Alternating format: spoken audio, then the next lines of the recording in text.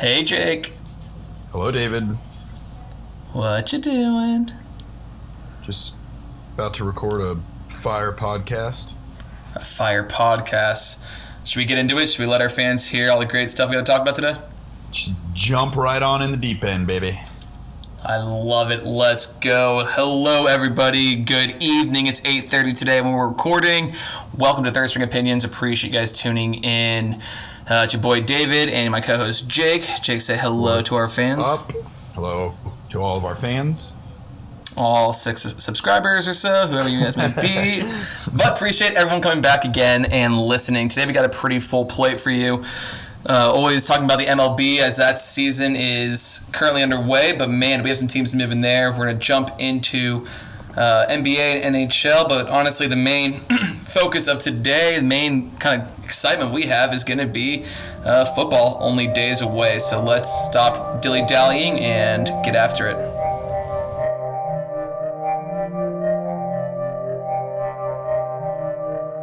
First and foremost, MLB. This season is the sport that's taking the longest because they're actually playing the regular season, not just playoffs. We've talked every single week about it, about the teams we think are going to win, who should be winning, who's going to lock in their playoff spots first. But boy, do we have teams making moves in good ways and bad ways. Jake, tell me about the Jays and the Mariners. Yes. So right now, the Mariners are pretty much the hottest team in baseball right now. They're on a 6-game streak. They are currently in third, but only 2 games back of the slumping Houston Astros. Wouldn't that be something if the Mariners were able to climb the ladder and overtake the Astros as you know, the American League representative for the World Series last year, and they're struggling right now. They get a lot of injuries, and it's apparent. And then the Jays, they're another team that they just keep winning, and everybody knows they got a bunch of young stud talent, and they're just taking it to the Yankees straight up, and it's awesome. And the Yankees are dookie right now. Yeah, we got the 2 teams going up, right? The Jays and Mariners. We got 2 teams crashing hard, and that would be the Astros and Yankees. I think it would be hilarious if after all the shit the Astros went through this offseason and how much they're hated right now, if they can't make the playoffs a year after being the representative for the World Series. It would be honestly justice. But the big surprise here is the Yankees just continuing to free fall. As we're recording this right now, what's the score as we're looking at it? They're 6.5 games back from the Rays. Like that is unbelievable to me.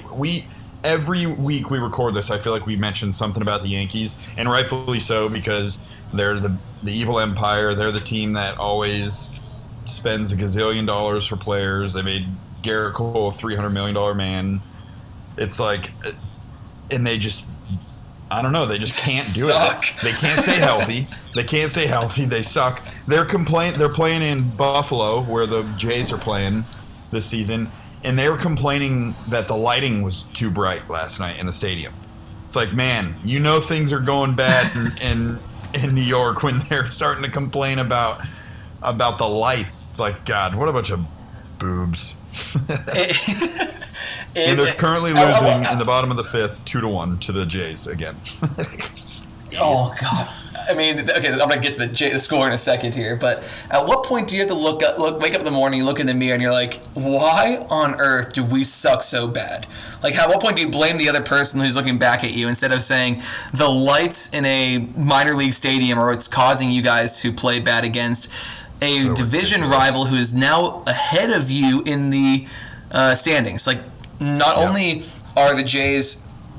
I think if they win this game, it'll be 2-1. They split the series. But at what point do you look at them and you're like, okay, this young team who came out of nowhere, who really just skyrocketed, is now beating this team, like you said, who pays gazillions of dollars to these players. No doubt. And all they're going to blame right now is the stadium lights they're playing in. It's a pretty far cry. And I don't know if you saw this, but the New York Times took out a one-page ad in the back of the newspaper today that was released. It came out this morning. It was just like, what's happening? It's Garrett Cole walking off the mound, head down. It's like, these Yankees are not the team that we thought, and we agreed it with the very first podcast that they were going to be the first team to clinch a playoff spot.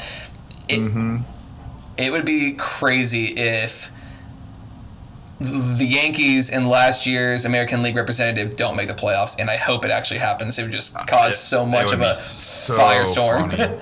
It'd be so funny. Now, they probably will still make the playoffs just because, as we said in previous weeks, that's an expanded playoffs now. So more teams get in. Over half the league gets in. And so they'll probably still get in. But another interesting note in the MLB is how we called this from the beginning that our division to watch was the AL Central, and we sure did. They got some ballers out there between the Indians, the White Sox, and the Twins. They're all within a game of each other. So the Indians and the White Sox are both 26 and 15, and the Twins are 26 and 17, and they're duking it out, man. It's really exciting to watch, and honestly, I can just say from a fan standpoint, I'm happy to see the White Sox back in playoff contention. White Sox are fun to follow. They are scoring a ton of runs, and I swear if they can just get some pitching stability outside of Keuchel and Lucas Giolito, they would be formidable. I'm nervous for playoffs if they make it. That's going to be the downfall, but we'll get to that later in a couple weeks when we get to that point. But it just this Central being so good to watch, like it has me watching every baseball game or getting updates for the teams. Like I am a Cleveland Indians fan according to my phone. I am a Minnesota Twins fan according to my phone and my ESPN alerts. And like it's like right now as we're recording this, and I just saw the score change, but the Indians were losing to the Royals and they're tied 5-5, top 7th, so that's good. Twins are losing the second of a doubleheader to the Cardinals 5-2 in the bottom of the 4th. And White Sox, as it is tied 0-0 with Pittsburgh Pirates. So I'm literally refreshing this page, watching it in real time while we're recording, just to see what's happening. And all three of those teams are making the playoffs, which is wild. Again, with the expanded playoffs, you get more teams from a division. You can get multiple. The NL West actually currently has 4 teams from that division that are going to make the playoffs. The Dodgers, the Giants, who have really turned it around, the fun young Padres, and then the Rockies, who are playing great ball too. So that's crazy. 4 teams from one division are going to make the playoffs. That's wild. Didn't we run into this with football years ago when the NFC West had a team make the playoffs at 7-9 or 6-10? Yeah. And the whole thing was like, why would a team that just because they won their division gets in? If I'm the NL West or I'm the AL Central, and God forbid one of these teams don't make it from the expanded playoffs, and you're looking at a team like I have no idea the Marlins at 18-18 right now make it into the playoffs over, say, the Cubs or something like that. I would be so mad if I was one of those teams. So it's almost like there's a little bit of breathing room because more teams make it in, but at the same time, those teams that are on the bubble they can't slip up because another team that's only maybe one game over 500 is going to sweep up one of those spots. Yeah, but I mean, at the end of the day, justice will be served in playoffs. It won't really matter. But just if you got left out of it because you were in a division where 4 of the 5 total teams are playing great above 500 baseball, that's you kind of the luck of the Irish, if you will. Yeah, I don't know. Those teams are hot, dude. It just seems like how I was saying how the White Sox are fun to watch, the Padres are fun to watch. We touched on it last week with the NBA having such young stars that are making the game in good hands. We could easily say the same thing about baseball. Like I don't really remember a time where baseball had this many young superstar stud talent. And it's not even just like the top heavy teams. It's like across the league. There's just young superstars, and seemingly everybody's under the age of 25, which is going to make baseball awesome for a long time. I mean, I'll do you one better. Like, there's. Okay, I guess let me backtrack and go off of it. this is what is the benefit of having a sport that does a farm system. Right. I think this proves that for all these different young studs across the entire league, different teams, like having kind of these franchise cornerstones to build off of, that all of a sudden makes these prize free agents to come out consider going to these other teams because they have something building there. Exactly. I.e. a Manny Machado to the Padres. And then now you look at who they just got, Clevenger. They have Fernando Tatis. Like the team's building there. I think it's something that the rest of the league should do. And, we always used to make fun, everyone made fun of the D League or G League, that no one wanted to go play there. They just wanted to jump as an 18-year-old into the pros and start playing. But if you imagine if Andrew Wiggins, for instance, went to the G League and played for 2 years and 3 years, went on a strict workout regimen, got his mind right, he probably would have hit the league a lot harder than he did. And now he's kind of an afterthought as a trade chip for the Warriors. That's what we're looking at.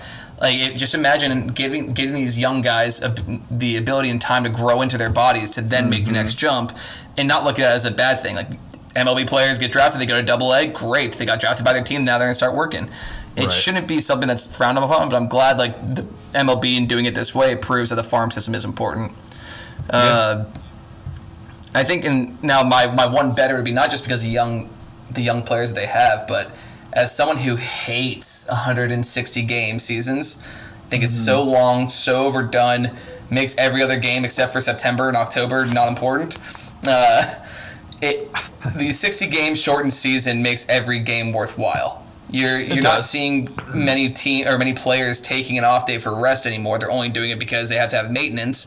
But that type of thing. Every game's important. You have these rivalries coming out of nowhere because you're playing your division rivals over and over again.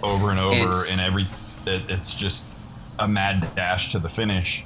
The only thing with that statement is it's not like they're going to change it and go to a forever 60 game season.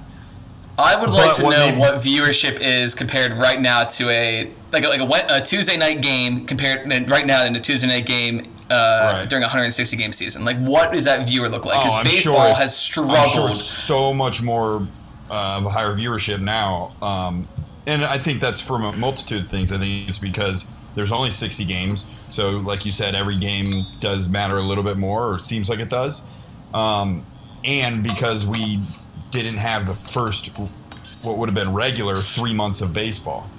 You know what I mean? So I think people are... Yeah. And it's sports, and everyone's kind of angry that sports have been delayed. We needed sports back. So, yeah, that would be interesting, too. I'm sure, like you said, your average Tuesday night game is looking a lot different ratings-wise. But, I don't know.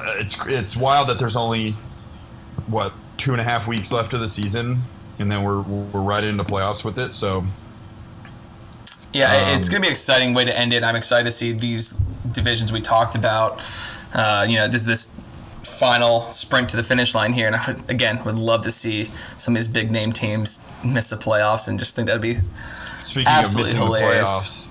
The playoffs, how crappy is it that once again, us as baseball fans and just fans in general are going to miss seeing the game's arguably best player and not going to make the playoffs again. Obviously talking about Mike Trout.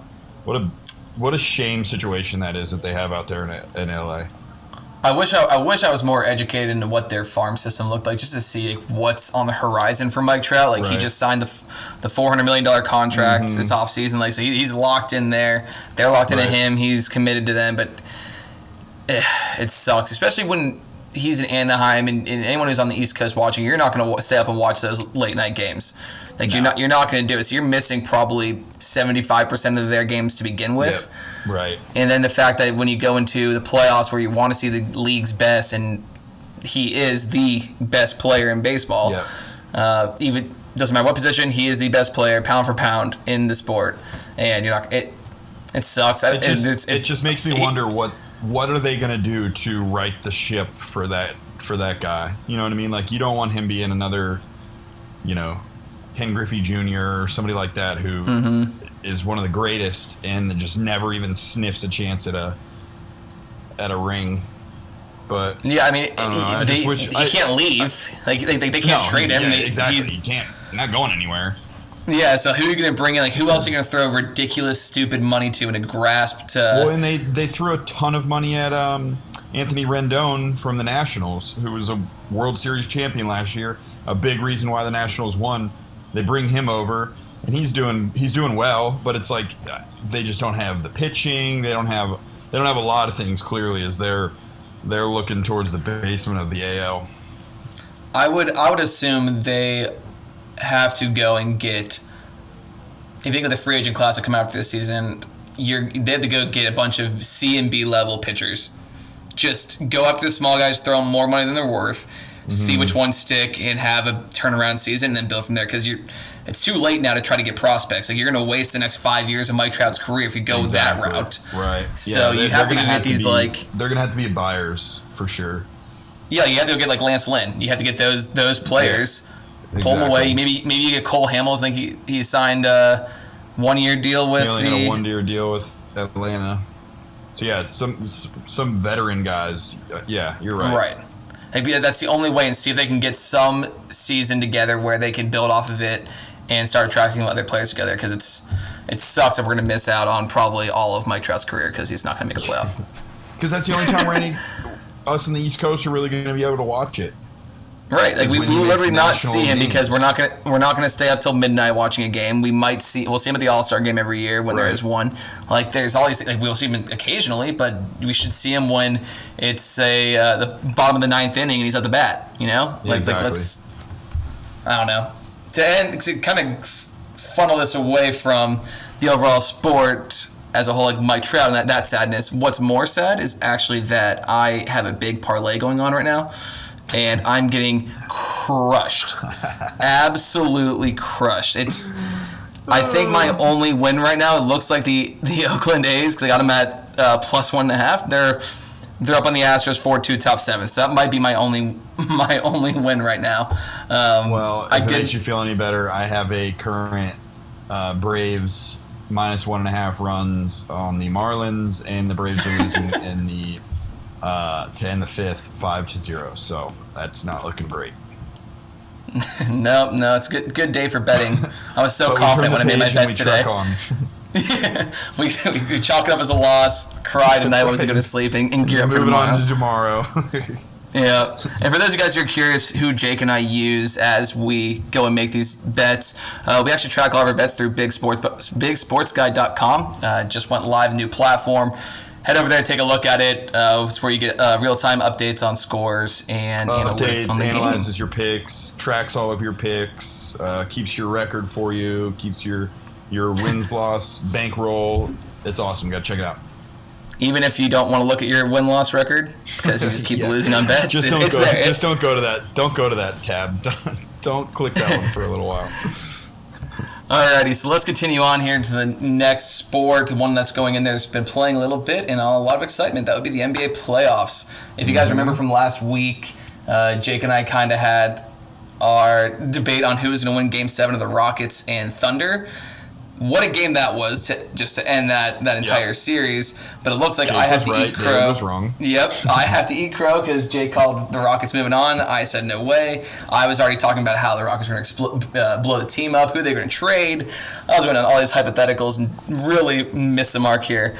So with that out of the way, thank you for what do you like with seeing? Yeah. I figured I just want to call it off. Yeah. Yeah, so let's see. We've got, again, we have a current game going on as we're recording. See if we can't play a little live recording action here. Heat versus Bucks. Yeah, Heat and Bucks are playing currently. There's about 7.5 minutes left in the fourth. Heat are up 79-71. Heat lead that series 3-1 already. So I think that series is over, especially with Giannis being hurt and not playing. They're just the Bucks are clearly just not the same team when he's not there. I mean, today just came out the NBA All Defense or All Pro Defense team, and he was on that team. So it's like he's an obvious superstar. I know we discussed whether he's a MVP repeat candidate this year. So when he's not out there, it's very, very clear that they're just not the same team, and that is nothing to take away from the Heat because Jimmy Butler is playing like a madman. He's got his guys grinding with him. Yes, they're believing into whatever he's saying down there, and he's got the eye of the tiger going on right now. I think they're going to make it a fun series wherever they play out of the Celtics and Raptors. I do agree that this series is over. I think it was over before Giannis got hurt. I know the Heat kind of won on a fluke ending with a foul and free throws.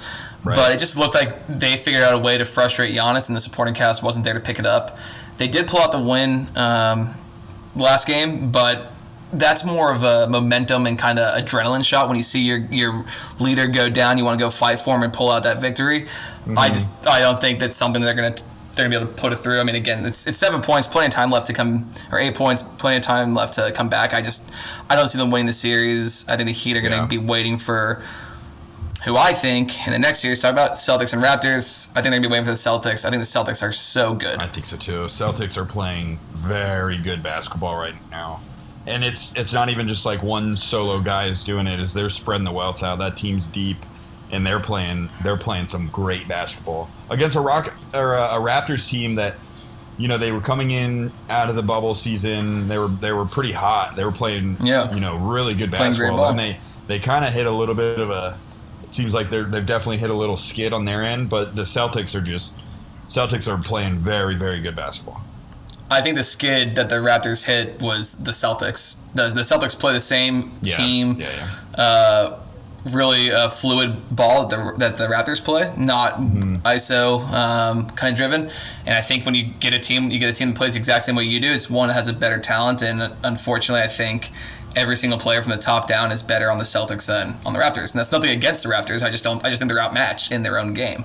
Yeah. You can tell the frustration's building over when Ibaka and Kyle Lowry are arguing at the end of a game, down 20 points in Game 5, and they're arguing because Kyle Lowry's getting a technical, and Ibaka's like, "We're losing. Just play the game so we can try to come back here."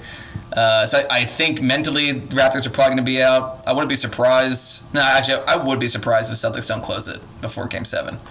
But let's see. That series is Celtics lead 3-2. 3-2. Yeah, so I think tomorrow is the last game. Yeah. And it's, I mean, the odds. It's only a 3-point spread there for is that what that it is? game. I was just about to pull it up. So only 3 points?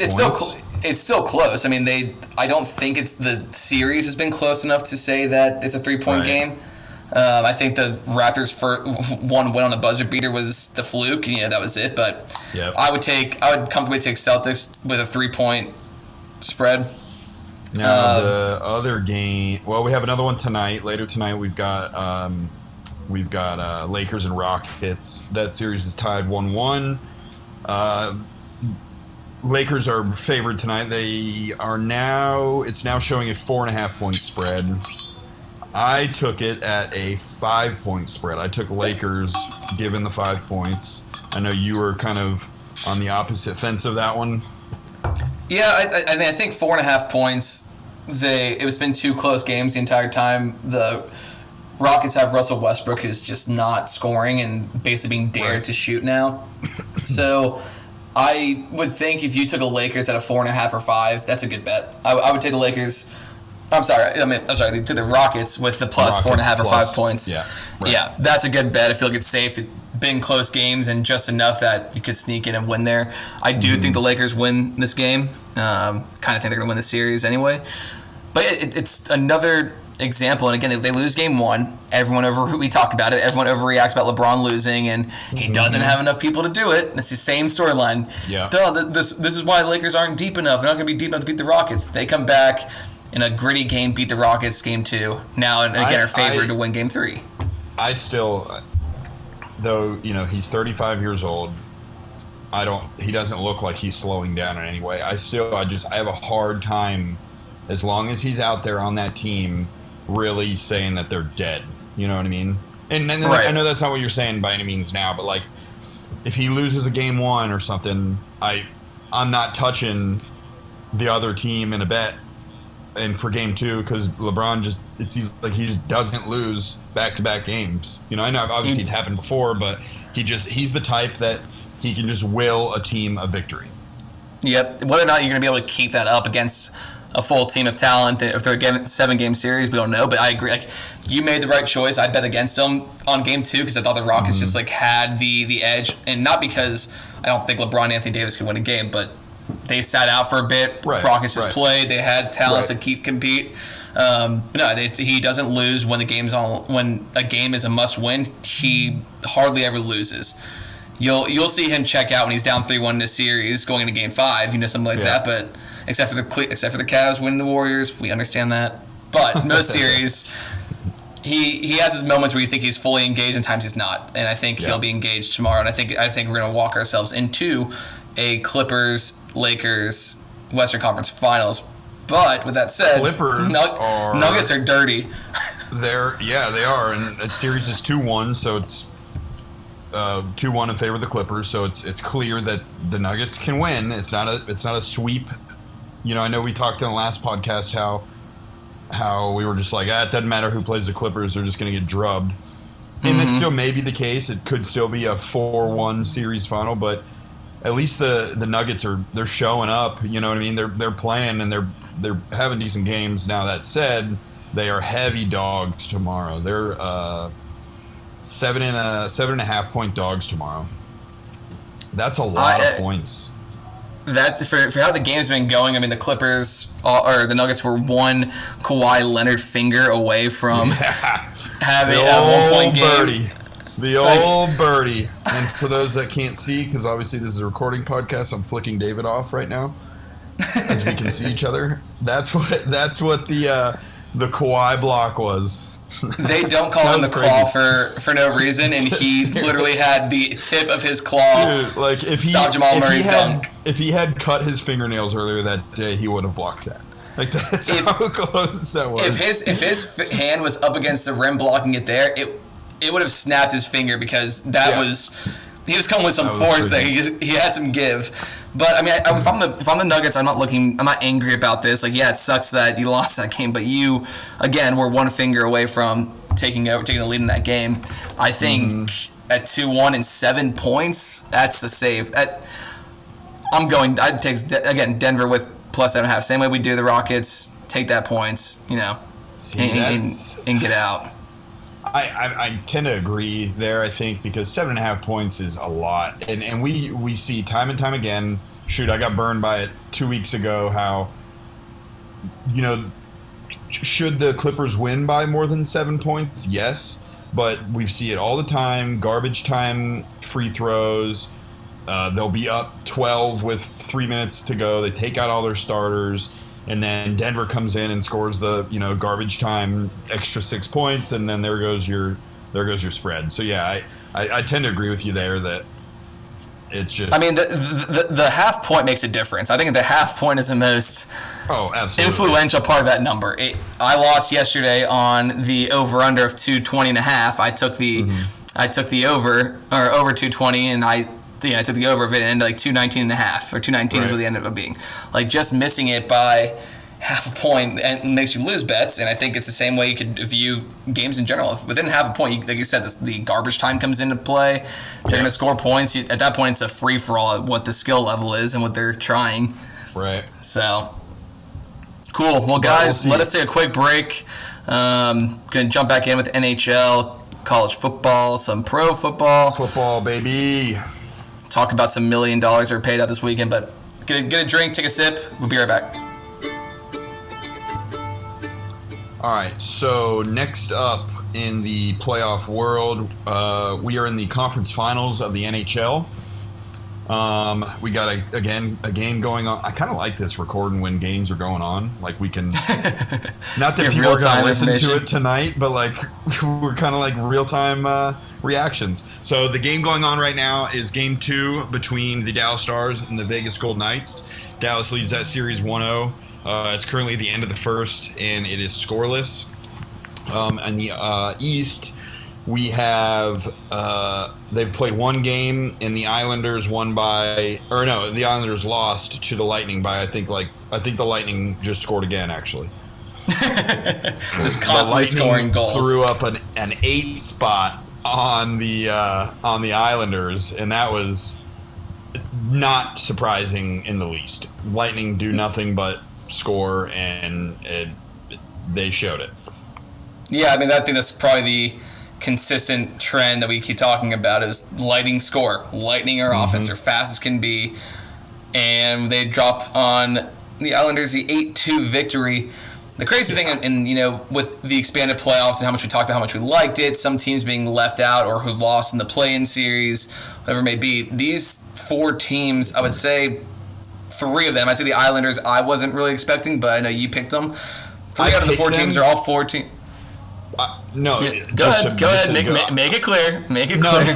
Yes, I did pick them, and I still do have a bet out. I placed a bet a couple weeks ago for Islanders to win the Eastern Conference. That ain't looking too good right now, though it's only been 1 game. But no, I picked them just because I could tell they were playing hot. But to your point, I don't think anybody really saw the Islanders beating the Flyers in 7 games. No. Taking it to the Caps, you know what I mean? Like, they were definitely, I'd say, the surprise. A little bit of a surprise. I think it's fair saying that. I think these other 3 teams, so you have the Knights, Stars, and Lightning, we all could have sat here from the very beginning without any extended playoffs and pretty much had a better than 75% chance of these teams going there. We would have picked them all the way through. I think, maybe the Blues could have beaten. We had in there for a little while. But that's also on the season before March when things hit the fan. So I'm not surprised by anything in here, and I think what's going to come down to what style of play bends or breaks first between the winner of the West and then probably the Lightning. It's speed, because you got speed on the East, and you have physical. You got goons. Puck possession, good goaltending. It seems like it's always that. It's always been that way. It feels like. Yeah, there's always like higher scoring teams in the East. Yeah, exactly. I don't know why that. It just seems like that's the way it is. But yeah, no, I agree. It'll be fun to watch. But I think if it is Tampa Bay that makes it out of this series, they're just the way they were playing the other night. They're so fast, and that's hard for a team to keep up with for 3 periods. You know what I mean? 3 periods with 1 day rest in between each game. Exactly. So let's take a step back in regards to anyone who didn't make it that you think is going to cause any changes to a front office or coaching staff. Like I know we can easily talk about these 4 teams to death, but we know next week we're going to talk about them again and talk about these series. It's like let's take a different approach here. Is there? I could say wholeheartedly I think that Stan Bowman of the Chicago Blackhawks is going to be fired this offseason. I think they showed some good fight, but their team just still has these albatross contracts and need to get off the books. And then how are you going to replace them when you've traded every one of our good farmed prospects to bring in these big terrible contracts? So I could say that's going to happen. I don't know if you can see anything different. They need to make some moves over there too, because their window, much like my team, the Penguins, the windows. It does appear that it's closing a bit on our superstars, which is always sad as sports fans when your superstar players they start getting older and they start slowing down a little bit. I think both of our teams. So the Penguins, they're not going to make any. They made a couple assistant coaching changes. They relieved a couple guys of their duties, brought in a couple from their minor leagues, their minor league team. To add to their coaching staff, but yeah, I mean, I think that both of those teams are kind of in the same boat right now, where you still got a couple superstars on those teams. It's either you trade everybody away or you bring in a few more pieces to help them make one last run. You know what I mean? Yeah, it's kind of the same situation we talked about with Mike Trout and the Angels. It's where do you go from here, and with taking advantage of the probably 3 to 4 years. Penguins did with Crosby probably 3 years. I would say Blackhawks have 4 with Kane, 3 with Taves. But where do you go with these players on the twilight of their careers of where they're really good impact players? And how do you bring in the talent? You can't do it through the draft. Again, you're not unless you have a top 3 pick in the draft, you're not going to bring in an immediate player. Are you hoping your farm system has enough to take you over the hump? Or do you then do the one thing that's more short-term than long-term, and that's you trade these bad contracts, these players you need to get rid of, attach a prospect to him, your later round draft pick, and then start spending money in free agency? Like, do you have to be a buyer at this point? Yeah.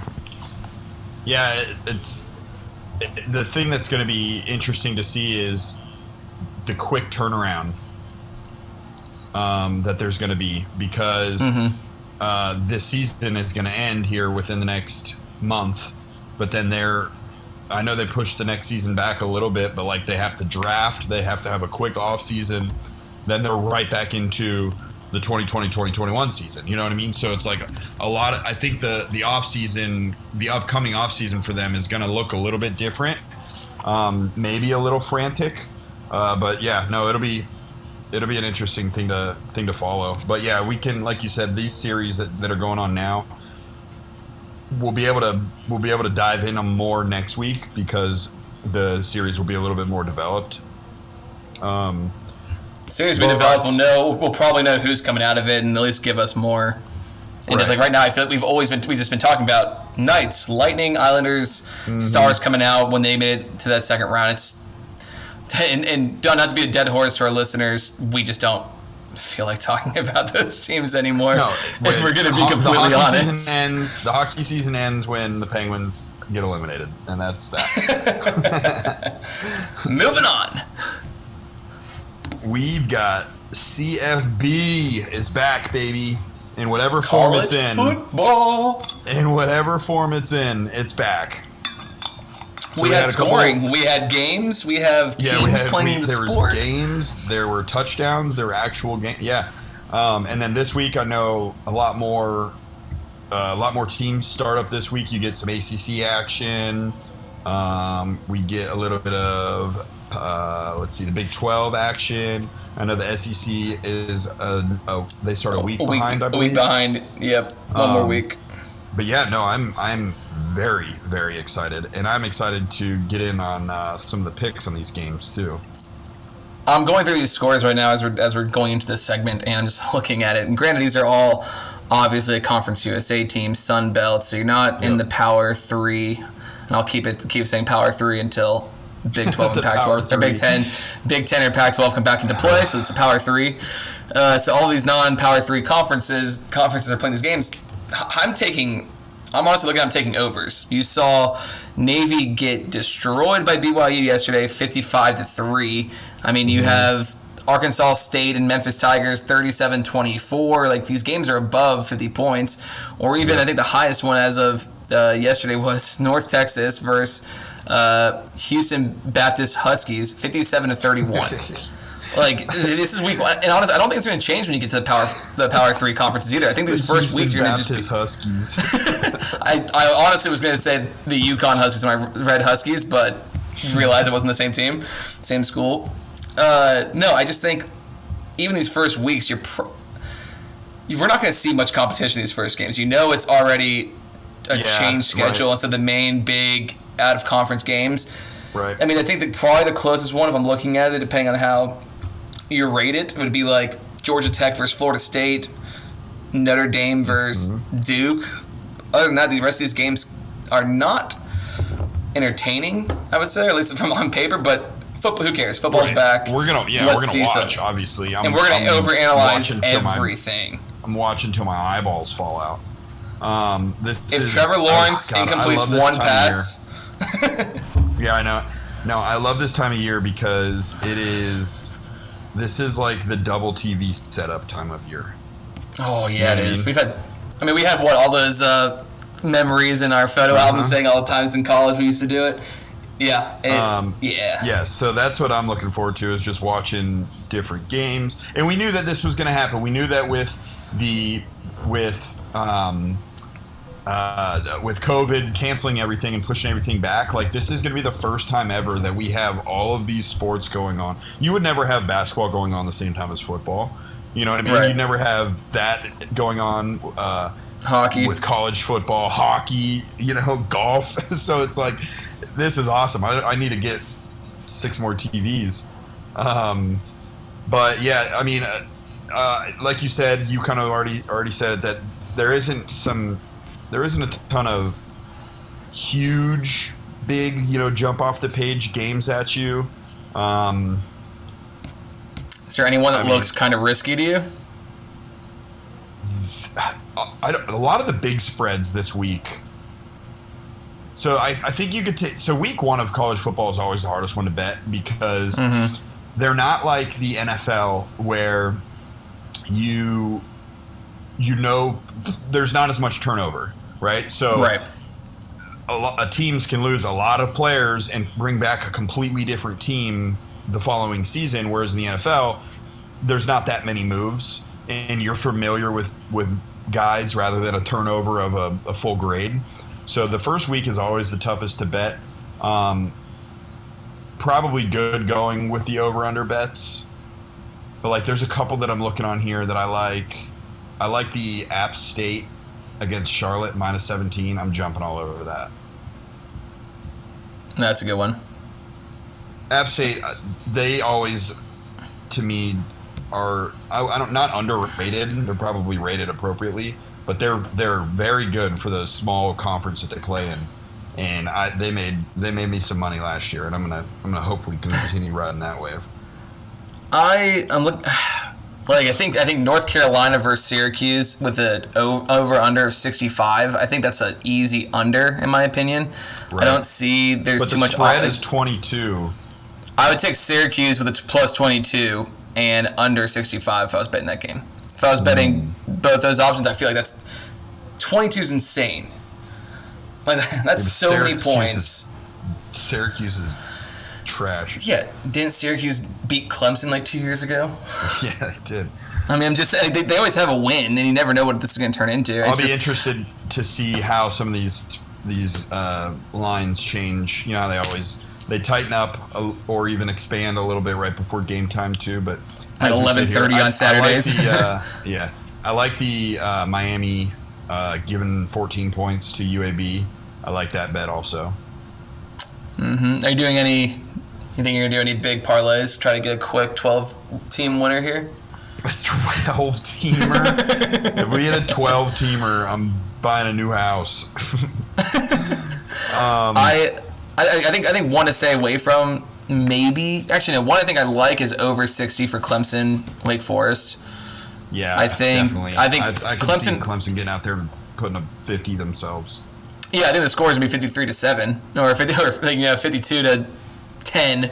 But I just think at the end of the day, Wake Forest will score some points, and I think Clemson's just going to tear through it. You know what will be interesting to see is the teams that are playing this year.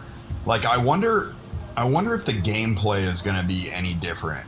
And it may sound silly, but what I mean is like as far as the players' approach to it, because maybe they know that opportunity, there might be a different opportunity there because they're going to be that many less players. I'm trying to figure out how to say it. Like, there's not as many players. I know, I was like, had a stroke there. There's not as many players that NFL teams are going to be looking at because a lot of, there's a couple conferences that just aren't even playing. You know what I mean? So I'm sure that there are players on these teams that are playing that are going to be playing a little bit harder, trying to elevate their game that much more because they have a better opportunity for more eyeballs on them because there are less teams for eyeballs to be on them. I saw an offensive lineman from Oregon just announced he's opting out of the season to get prepared for the draft. So obviously he knows that he's valuable and will just stay safe and stay away from everything. Yeah, I wonder. Oregon was in the pack, and they're not even doing it anyways. Right. So, like, what do you opt? Your whole team opted out now. Yeah. No one's playing. You're not playing. Yeah, you don't just want to come out and say, "Oh, I'm opting out." Like, no, your conference opted out, idiot. I wonder if that'll take an impact if, like, as you get further down the season, especially for maybe players on teams that are out of whatever the new playoff might be. Like, if you're looking at kind of a middle-of-the-road record and you have a top 10 spot with your name on it, kind of, are you going to opt out halfway through the season because you don't want to risk it anymore and you've already done enough? And then it leads to the next point. Go ahead. No, go ahead. I was gonna go into a different point of like what does this even mean throughout the entire season from a ranking standpoint? Are you just only gonna rank Big 12, ACC, and SEC in the top 25? Right. Like, are you in the AP? Ohio State's still ranked number 2 right now, but it's like, well, they're very clearly not playing this season. Yeah. So it's like, how is that ranking gonna? Are they gonna just fall out of the top 25 just like that? Or I mean, they should, because they're not playing. So how can you rank a team that's not playing?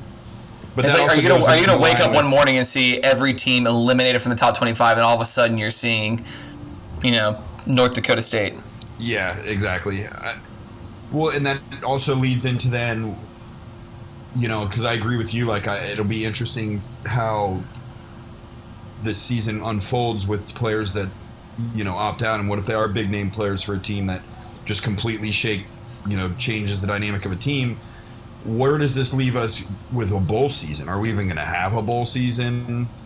I think it's impossible to have a bowl season. Just given what everyone's talking about right now, what the argument is, it makes no sense that you're sending a team to Hawaii, to Florida, to whatever it may be. And I kind of agree with you, but I also have to think there's no chance that they don't do something, because think of the millions and billions of dollars in sponsorships for the Belk Bowl, or the Outback Steakhouse Bowl. You know what I mean? Like, those companies spend a high dollar price, and I don't think that you're just going to go off lightly. So I don't know. I don't know what their answer is going to be to that.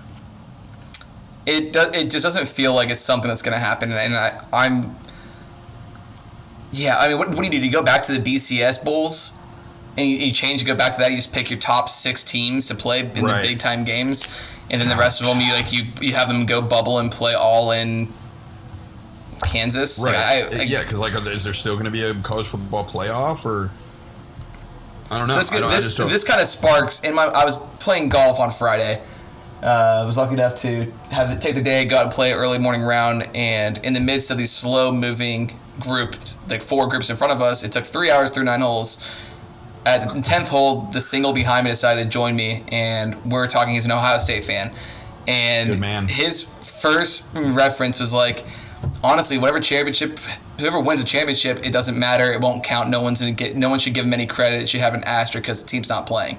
And now me, a good old respectable, unbiased person who is a Bulldog fan, came out and was like, well, that seems kind of shitty when your conference as a whole decided not to play. Like, you can't come in here and say Ohio State would have beaten Georgia in the national championship when your team didn't even freaking play. So here I am with this guy who now I'm stuck with playing golf, and he's talking about Ohio State and how whoever wins it doesn't matter because Ohio State is the best team in the country, and that no one should even give him credit. We should just put an asterisk and call it a day. And I was just like, now let me ask you this question. Kill myself now with my 4 Let iron. me ask you this question. If Georgia, we won't even use Georgia. We'll take them out of it just for your sake. We'll say if it's LSU, if they come through and they whatever their playoff system looks like, if they go through, they wipe through that, and they win it again, is it truly fair to call them national champions if many of the best teams in the entire country aren't even playing? One of which is the preseason ranked number 2 team. I think it's unfair to not give them credit. Like, you can't say they're not national champions, because in the college football season, in NCAA football, which takes place in the fall of each semester, of each school year, these teams are playing because their conferences figured out a way to do it in a safe and responsible way, we think. I mean, God knows what could happen when things get started. And at the same time, when they're playing and they go through and they win the national championship, whatever team it may be, they went through 12 games or 10 games of wear and tear in their bodies where they could have gotten injured. What's to say Ohio State's not playing anyway and Justin Fields tears his ACL the first play, and then everyone else gets injured or whatever could happen? Like, you can't. Those are that's a bad hypothetical. How many times have you torn your ACL not playing college football? Okay, well, that's very rude that you had to bring that up to me. I'm just saying, like, you can't be now on the other side because your conference. But that's completely different, because that's a risk of actually playing the game. Right, so if LSU went through 10 games, won it all, tore through it, won the national championship, you cannot say that they didn't earn that national championship. And you can't put an asterisk down because they're not playing all of the teams. Yeah, but in reality, you don't play all of the teams anyway. Like ACC, SEC, or ACC Big Ten alternate schedules of what years they play those teams. Right, but and that's why there's a playoff system. Right, but how many times did Auburn play Georgia in the SEC championship, and then Georgia play Alabama in the playoff? Like, they only play one time out of conference in a 4-team college playoff. So it's not like they're playing every team to begin with. So that argument in and of itself is bullshit because they don't play every conference. I wish they did. I wish they played 4 games in conference and whole schedule as everyone. There's still a, whether you call them a national champion or not, there's still going to be a which I don't think that they will. I really don't think that they will. They may try to because, some normalcy, but I don't know how they can. And if they do, there will be a major asterisk to it. Okay, well, think about it this way. They go SEC goes as far north as Missouri, Kentucky, right? Mm-hmm. They're going to now officially be in a season that goes as far west as, I don't know, where. No, not with the Big 12. Oh, yeah, Oklahoma. And the Texas. Mountain West, are they playing? I don't remember if the Mountain West. Like North Dakota's playing, so they're going as far north technically as North Dakota. Mm-hmm. So how can you not say they're a national champion if every team that represents all parts and regions of the country is playing in this season? But you can't. You're being biased. You are being biased. You're mad that your team isn't playing. Okay, well, you're also an Ohio State hater. But you. No, I'm not just an Ohio State hater. Take Ohio State out of it. All the teams aren't in it. And then whose fault is that? The Pac-12 and Big Ten's board members who want to make money. It 100% care about money. is. It 100% is. But that's what I mean. Is it a true normal season national? No, but is it a true NBA season that the Portland Trailblazers who were outside the playoffs worked their way in and won? More true than if just half the league's not playing. Is it a true season that the Oilers got eliminated from the Blackhawks in the first round because of that? More true than half the league not playing because at least everybody in the entire league got the opportunity. If they had the proper record that granted them access to the bubble, then they were allowed to go and play. Technically, 14 teams in the Eastern Conference in the NBA didn't play in the bubble. Right, because they didn't have the record to make it. Right, but who knows what those could have done to the other games they finished out the regular season. So nothing's normal, and you can't. That's why they added extra teams to come into the bubble. On the West side, so the East didn't matter. The West got to play their season. The East only added one team with the 9th seed. But that's what I mean is they had a full season of these teams creating a record to then get invited to go play a further season. I don't think it's fair for you to say they're not national champions because your stupid conference and the West Coast Pac-12 conference decided to opt out. Or no, not even opt out. They think they're going to have a handle on it in spring. They just delayed the season. So they didn't even opt out for safety. They just we're going to push it back. Like in 10 years from now, how are you going to label when you're discussing the end of this college football season and you're drinking with buddies and we're talking about years past, how are you going to describe the winner of the 2020 season? As a champion. They won the college football playoff. You're not going to have the word "but" in there at any point. I know you will. Of course, because that's what there's no way that you're going to be able to have this conversation and say, yes, the Georgia Bulldogs were the 2020 national champions. Be like, oh yeah, well, what was that season like? You'd be like, well, what dictates what? Okay, if you want to get in semantics, what dictates it being national? That teams from all across the country are playing. So there you go, national. Anyway, look at the fact that the BCS championship game. We're going on what the definition of the word national is. You literally said we'd crown national champions. So yes, if you're going to say national champions, I will crown the national champions in the sense of what we consider a national champion every other year. This should be no different than the BCS championship game, where there's always teams left out that didn't make it to that last game, right? The BCS Bowl. No one, they never made it because they only did the top 2 teams. We expanded to the top 4 teams.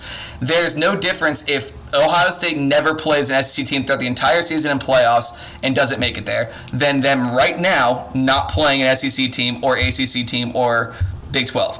Like, there's no difference. The teams don't always match up. So you can't sit here and be like, oh, they didn't play everyone. Not everyone's playing. Normally, no team ever plays every team. So we still crown them national champions. We still don't put a Pac-12 league champion in the playoff. We put 2 SEC teams, 1 ACC, and 1 Big 12 team. So no matter what, we don't even put every of all of the teams out there. I can't. Okay, we can't. We have week 1 of NFL action this week, David. We sure do, Jake. Let's talk about it. Before we talk about your Steelers and how they're going to win the Super Bowl or make it out of the AFC, first and foremost, because of the way the roster sizes were reduced, or whatever it may be, teams were cutting and releasing and trading like crazy the past week. Yep. There were also internal competitions. Mitchell Trubisky is still the Bears quarterback for whatever reason. Hey, I've heard he's looking good this offseason. Oh, yeah, they said the same thing last year. That's going to be good. David, we do have an update. The Miami Heat are moving on to the Eastern Conference Finals after a 103-94 victory in Game 5. I like it. There you have it. Sucks for Milwaukee, but there you go. Real-time information coming at you. As I'm now refreshing my parlays. This has been a different, lead up to the season, as we kind of talked about last week, where there's no preseason games. So we talked about how the first couple weeks are going to be pretty dooky. But one thing that still took place is a lot of the cuts, quick trades, re-signing of guys. Normally that happens during preseason, usually about the second, third week of preseason.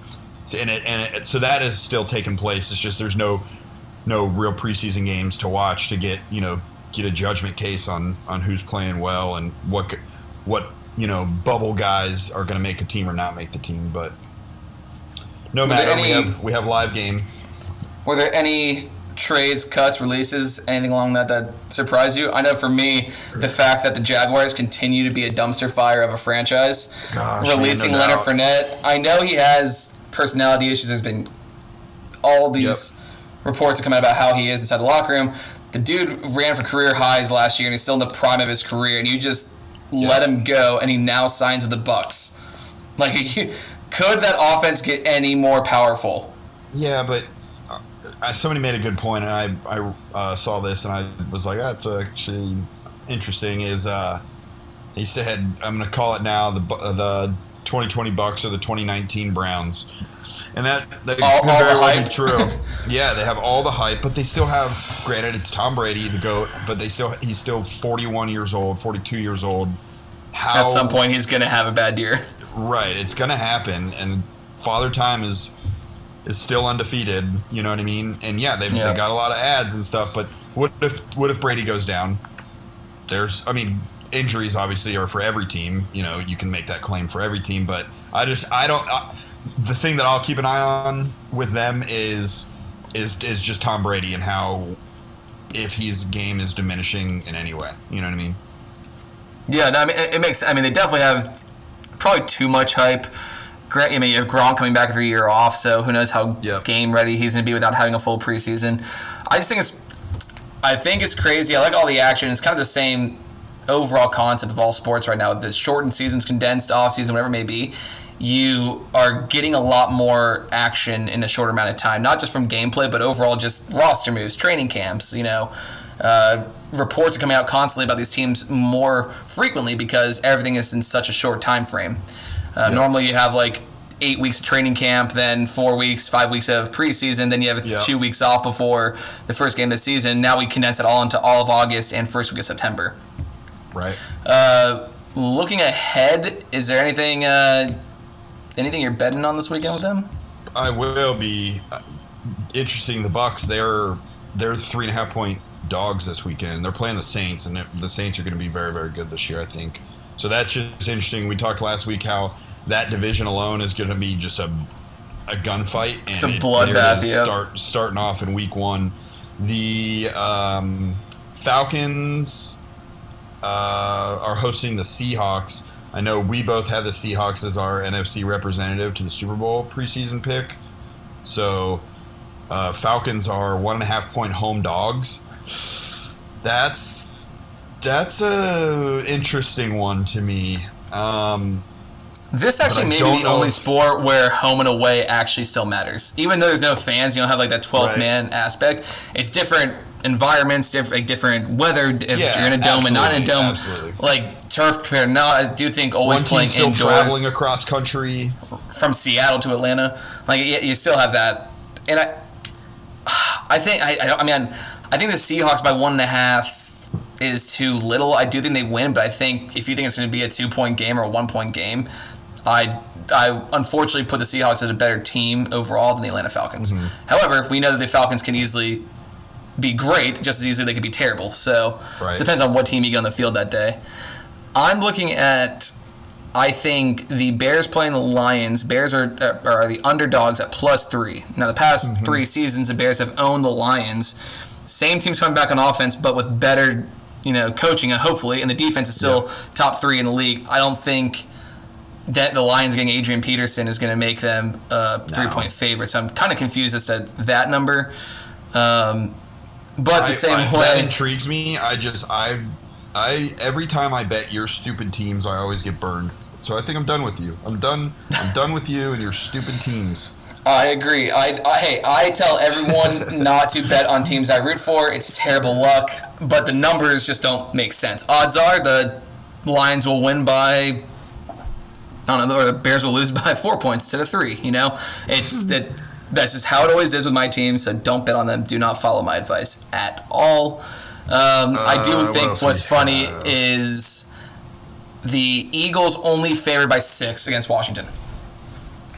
Yeah, that's the Eagles against the football team. The football team in the state of Washington, not in the city of Washington. I don't know what to make of the Eagles this year. That division it's going to be, just on the surface, it's probably going to be the Eagles and the Cowgirls fighting it out.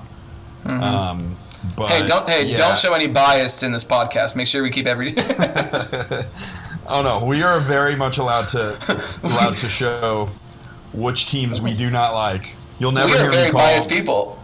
You'll never hear me call the Baltimore, what's by their actual name. They're the Baltimore Raptors. And I've never said the actual team name, and I refuse to.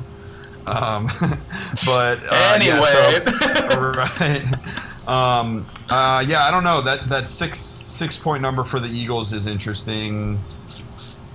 I don't know.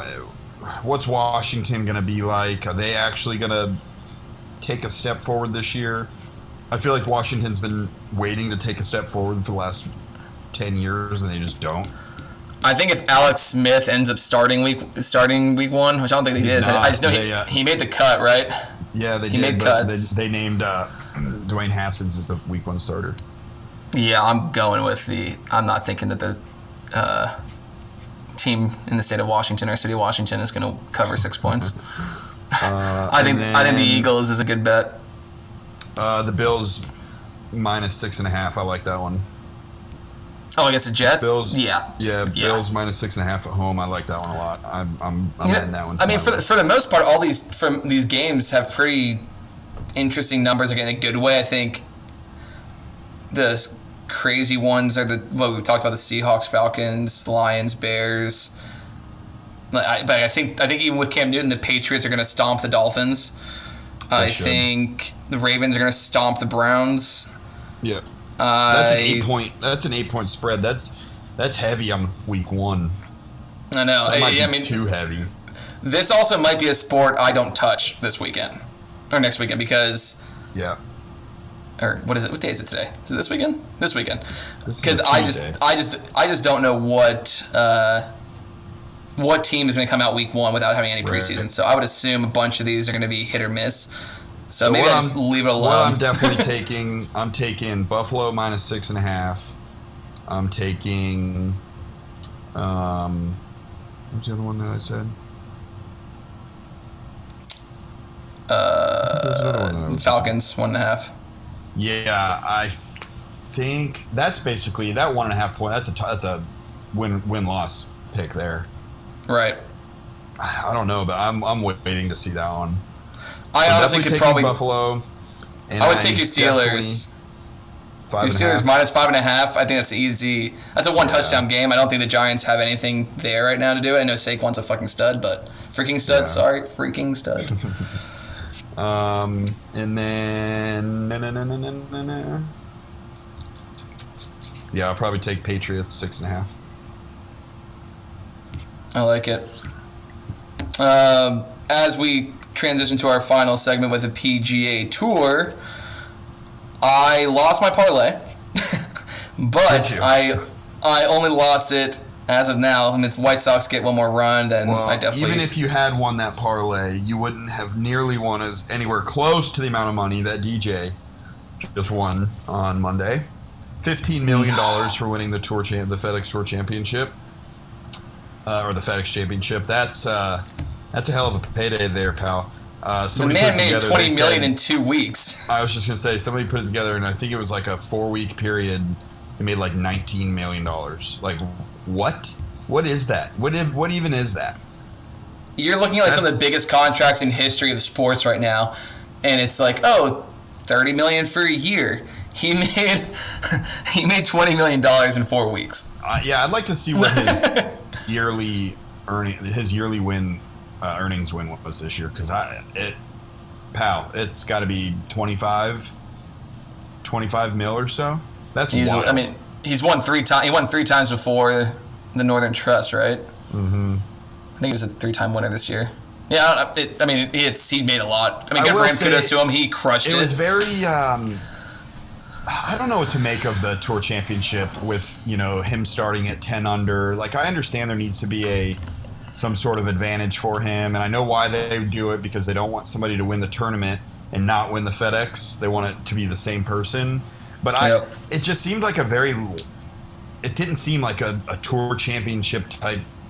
There wasn't like a playoff. Mm-hmm. There wasn't anything like that. You guys were just kind of chasing DJ the whole way, and I don't know.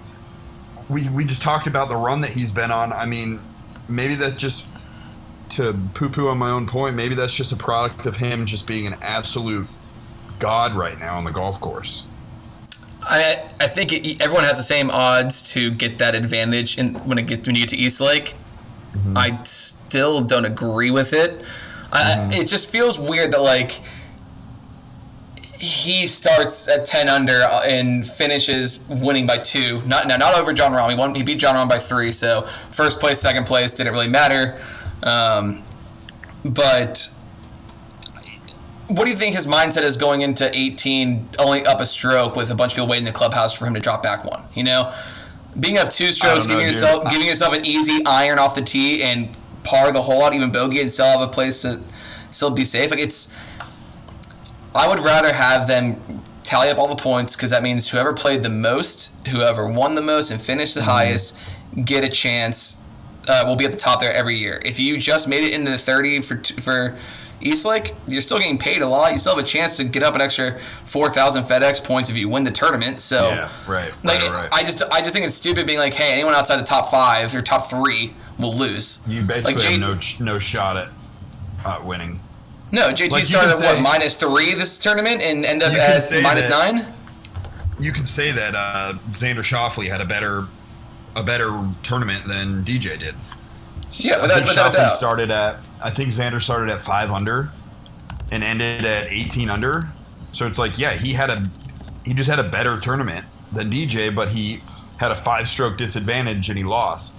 You know what I mean? So that's crappy for him. But I don't know. I guess, like you said, everybody's got the same advantage or the same opportunity to be that leader. And dude, DJ is just playing out of his mind. I mean, there's not a person on earth that can touch that man when he's playing at the top of his game. And he is playing at the top of his game right now. Yep. He's got the most wins since 2008 of anybody on tour. Big F you to Brooks Koepka. Yeah, I know. It's unbelievable. So I don't know. I don't want to poo-poo, as you said earlier, on DJ and his success. He obviously earned it. He crushed the FedEx playoffs and won in the tour at East Lake. Yeah. I just don't think it's necessarily valid. Or it is valid. I hate that anyone who finished outside of it had no chance of winning. Right? Like your top 4 all ended up 18, 18, 17, and 14 under. Colin Markoff ended at 13 under. And that's outside of JT and Xander Schauffele, who played well above DJ this entire tournament, still lost it, and because there was no chance because he had a 2-stroke lead. Now, granted, again, he won by 3. So yes, he won by 3, and he also won by 13 3 weeks ago, and went to a playoff the very next week. You know what I mean? So it's like, yes, while I agree with you that I wish they did start even, the guy got to that position by playing some lights out ball, man. Well deserved, no doubt. Not reward, but a advantage because he crushed the previous weeks, and the best on the tour right now. I just would like to see a little more fireworks at the tour to end what we think is supposed to be the end of each season. Obviously, we have Masters and other majors still going to come, so the season's not over. So that's a weird thing is like the season's over, but we just still have majors that haven't been played yet, So do these FedEx points go to next year? I don't know. I'm not sure. I haven't heard how they're going to do that because I believe these typically would count in a regular season. Right. I'm curious as to how that's going to work, or they just call it a wash and start fresh after the new year. Yeah, I don't know. That's interesting. Getting into some of the lines going into Winged Foot, which is not this upcoming week, but the following week, I believe. Winged Foot is going to be hard as shit. They said it is going to. Don't be surprised if the winner is going to be over par, which is kind of fun sometimes to watch. And the last time they had a major at Winged Foot, Jeff Ogilvy won at +5, so the place just is treacherous. DJ's the favorite, obviously, right now. He's at +800. Rahm is 10-1. Then you got just a couple of the other big names. Brooks is 14-1. JT's 16-1. Colin Morikawa somehow still is 20-1. Like that guy, what more? Can't get any respect. Right he's DJ was 25-1 going into PGA Championship. We thought that was an insult. Yeah, and sure enough, he's at now 8-1. Just early looks. I like where JT's game is right now, and that's also me being completely biased just because he's my favorite golfer. We've literally said JT. We've said JT every single week. He's going to put it all together this week. I always throw money on him just because I always want him to win. I think this is going to be it's going to be hard to bet against DJ, honestly. I think it's going to be a ball striker course. You have to hit the ball in the right spots. The greens aren't even receiving balls anymore. It's basically hitting on concrete. So if you don't hit your targets correctly, the ball's going off the green. I don't think it's pointless to say no. I'm going to go with Jon Rahm again because I picked him last week because of a ball striker mentality. I don't think Bryson DeChambeau is going to do it or come close. At least he'll probably finish in top 10, but I don't think he's going to be in contention for it. Yeah. And then JT, It'll be interesting to see if Brooks is back healthy. I know he's had a couple weeks off just because of injury. And he's defending U.S. Open champ. So I wonder if he's healthy enough to come back and defend his title because, as we all know, you can't bet against that guy in a major, Yeah, so that's why he comes out. All right, well, we'll look forward to golf. The remainder of the majors there. You kind of want to run through, kind of recap some of our picks. Yeah, let's rapid fire here. Let's go NBA. I know we know the conference finals predictions. We know it's going to be in LA. West, at least we're both in agreement that's what it's going to be. Yep. I think it's going to be LA out of the West. That's a safe bet because they're both going to be LA.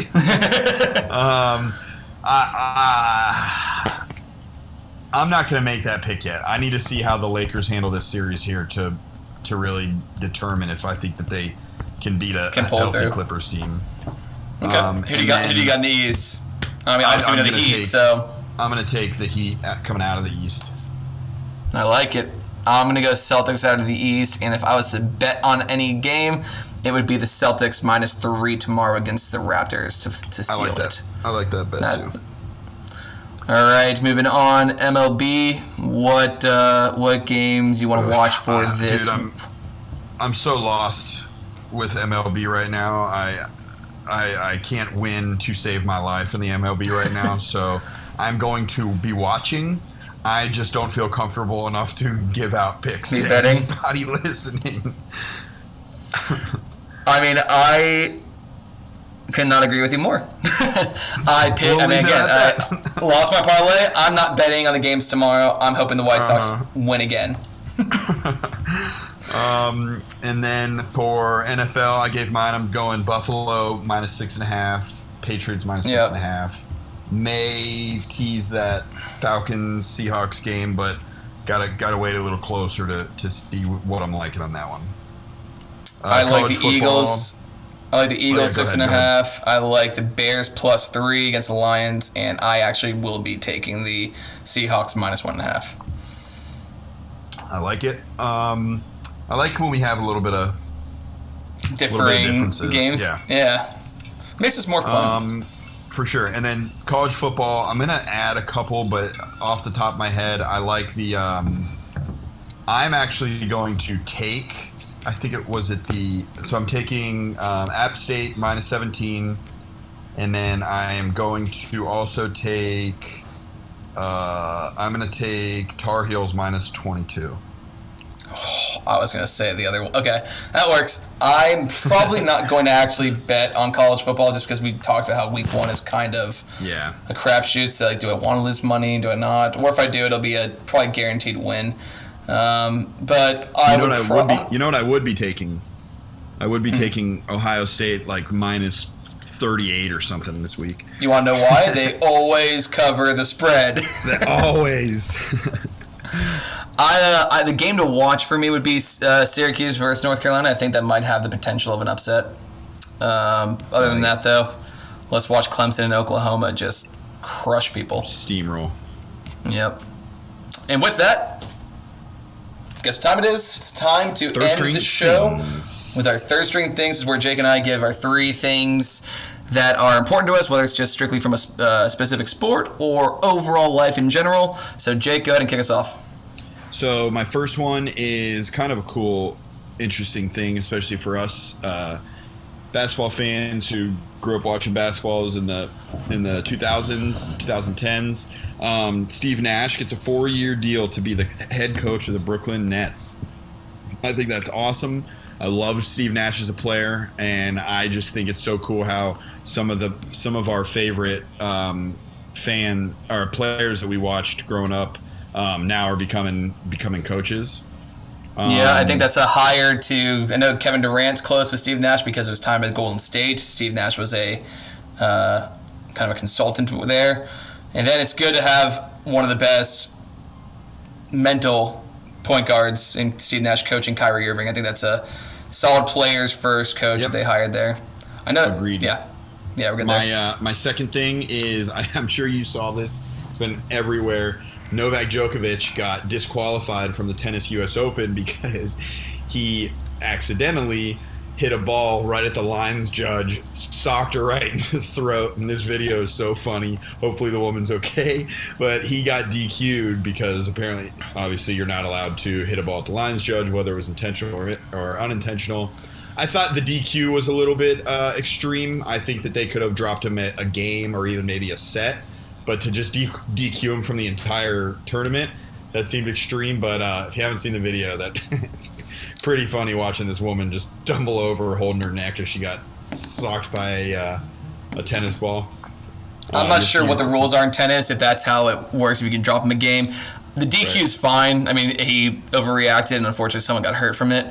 But I think he's going to be tarnished the rest of his career because of this moment.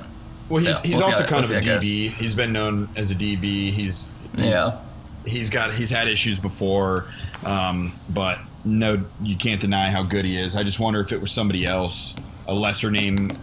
Would we actually really be hearing about it? Right. Yeah. And then Probably my third thing is, obviously, being a Braves fan, we had signed Cole Hamels to a 1-year deal at the beginning of the season. He has yet to throw a pitch for the Braves. This past week, he took pitched live BP, which is good news for the Braves because their frontline starter Max Fried just went on the DL, or the IL as they call it now. So hopefully the Braves can get a healthy Cole Hamels back before playoff startup. Braves have a nice, interesting team if they can get pitching under their belts. Yes. So Fried coming back, Cole Hamels helping out. Completely agree. But yes, with that, give me your third string things. All right, my first thing. NFL players are getting paid. Oh, yeah. It's not just NFL players, it should just be all athletes are getting paid. Yep. But the most recent one is Deshaun Watson getting a 4-year, $156 million extension, averaging around $39 million annually. This is more gut-wrenching for a Bears fan because you saw your Bears pick Trubisky ahead of Deshaun Watson and Patrick Mahomes, who now Patrick Mahomes is the highest-paid athlete. Yep. It's good for these guys. Quarterbacks are in good hands for these young talents. But yeah, athletes getting paid. I think I heard with the DeAndre Hopkins deal, the extension that he got, he's actually making the most that a player has made. Right. Yeah, that's that. He just got his extension today. Yeah. Yeah. So Patrick Mahomes, obviously, yes, getting the largest deal ever, but I think the way the money works out, DeAndre Hopkins is getting the most money at one given time than anybody else, which is wild. Get that cash as soon as you can. Yep. Next one, staying in the NFL genre, Colin Kaepernick has been welcomed back to Madden and now is the top-rated free agent in Madden 21. I think it's worth mentioning because it's pretty funny that they took him out of Madden just because he wasn't picked up by a team. He'd still technically be a free agent. So the fact that he was taken out of Madden when everything happened, when he got kind of blackballed by the NFL and now was put back in, doesn't really make sense to me. It definitely shows that there is a unconscious bias when it comes to him, at the very least. Yep, it is. This is nothing more, I don't think, than just a PR move. You know, whether you can agree that he should be there, or shouldn't be there. I think Madden obviously has no affiliation with the NFL, or in ties with them. They can do whatever they want, and I think they did this, and it's probably a little bit of a black eye for the NFL, to be honest. Right. I saw there's a report that all the teams that showed they were interested in when everything was going on have come out all saying that there was not any interest and it was just ways to keep face. So still a lot to go with that. My last one into that they're gonna always make the wrong decision. Mm-hmm. Last third string thing, we referenced it a couple times throughout this podcast, is where we've been getting all of our odds and live analytics of sports, and that's bigsportsguy.com is now officially live. Great new platform, only going to get better as it gets more innovative. Head on over there, check it out. Track your bets that you make in Nevada, bring them in over there. Easy way to see in real time what you're doing. It is an awesome With that, let's wrap it up. Appreciate you guys tuning in. This one is, I think, our longest. I know we were worried about it being short, but we got to 83 minutes, so 123. Again, this is David and Jake. Follow us at JakeWall888, at David_DeLeggi. Again, please check out Big Sports Guy. Let us know what you think. And finally, tomorrow night, Warzone Wednesday. We look forward to it. We're getting the Twitch account all set up. But right now, our names are DDL and SteelSnake888. So feel free to join on, try to find us, and come play. With that, appreciate it, guys. We out.